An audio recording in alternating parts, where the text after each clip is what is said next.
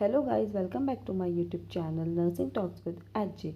तो आज की वीडियो में हम बात करने वाले हैं इस टॉपिक पे कि बीएससी नर्सिंग की जो काउंसलिंग है वो कब शुरू होगी। तो सबसे पहले मैं आपको बता दूं, जो काउंसलिंग है वो आपकी अगस्त के लास्ट या सितंबर के फर्स्ट वीक में शुरू होगी, क्योंकि रिजल्ट अभी आया है तो काउंसलिंग में थोड़ा बहुत टाइम तो लगेगा ही। और बहुत से लोग यहाँ पे क्वेश्चन करते हैं मुझसे कि मैम एएनएम, जीएनएम, पैरामेडिकल जो है इन सब की काउंसलिंग कब होगी, या इन सब की काउंसलिंग जो है वो अलग अलग होगी या एक साथ होगी। तो इसका आंसर ये है कि जो सबकी काउंसलिंग है वो एक साथ ही ओपन होगी। तो जब भी काउंसलिंग का नोटिफिकेशन आएगा तो ये सारे कोर्सेज के लिए ही आएगा। ऐसा नहीं होगा कि किसी की अलग से हो रही है बीएससी नर्सिंग की या किसी भी चीज़ की, ठीक है। और बहुत से बच्चे ये पूछते हैं कि मैम मुझे इतनी रैंक है, मेरी ये कैटेगरी है, मेरे इतने मार्क्स है, क्या मुझे कॉलेज मिलेगा, या हम काउंसलिंग करवाएं या फिर नहीं करवाएं। तो मैं आपको बताती हूँ कि आपके में अगर काउंसलिंग का ऑप्शन आ रहा है तो आप ज़रूर करवाएं एंड तक, क्या पता आपको कॉलेज मिल जाए। क्योंकि पिछली बार 1700 समथिंग तक की रैंक के कुछ बच्चे को चंपावत कॉलेज मिला था। बट ये सब डिपेंड करता है कि कितनी सीट्स वैकेंट है, तो आप अपने अकॉर्डिंग ये डिसाइड कर सकते हो आपको कराना है या नहीं कराना है।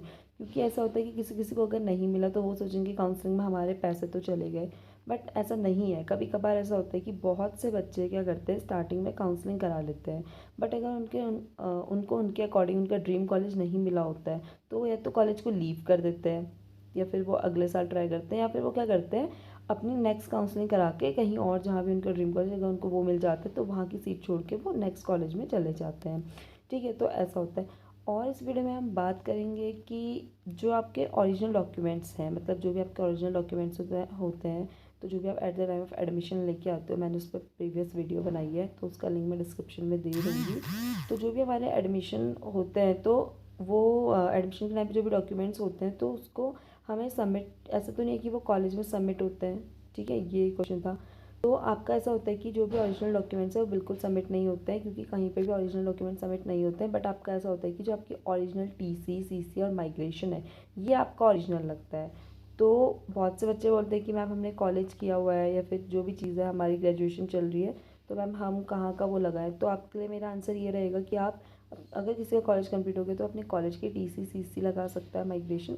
बट अगर ऐसा है कि कोई बच्चे फर्स्ट ईयर या सेकेंड ईयर के बीच से आ रहे हैं तो वो अपने स्कूल वाला टीसी, सीसी उनसे ले सकते हैं। कॉलेज इजीली दे देता है, क्योंकि मैंने भी ऐसे ही ली थी, तो आप वहाँ से ले सकते हैं। और ओरिजिनल डॉक्यूमेंट सिर्फ आपका ट्रांसफ़र सर्टिफिकेट, कैरेक्टर और माइग्रेशन लगता है। बाकी सारे जो अदर डॉक्यूमेंट है जैसे डोमिसाइल, कास्ट सर्टिफिकेट या 10th और 12th के रिजल्ट, तो वो आपको सिर्फ शो करने के लिए लाना होता है। बाकी इन सब की फ़ोटो कॉपी यहाँ पे लगती है, ठीक है।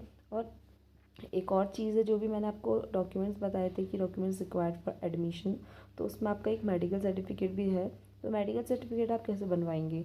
तो बेसिकली मैंने अपने टाइम पे क्या किया था कि मुझे तो पता नहीं था कि क्या क्या चीज़ें लेके आनी है, तो मैं अल्मोड़ा आ चुकी थी और मैं कॉलेज आई, देन मुझे इन्फॉर्म किया उन्होंने कि आपको मेडिकल लेके आना। तो हम अल्मोड़ा के ही जो गवर्नमेंट हॉस्पिटल है, डिस्ट्रिक्ट हॉस्पिटल, वहाँ से हमने अपना मेडिकल बनाया। तो आपका जहाँ भी कॉलेज है आप वहाँ के गवर्नमेंट हॉस्पिटल से भी बनवा सकते हो।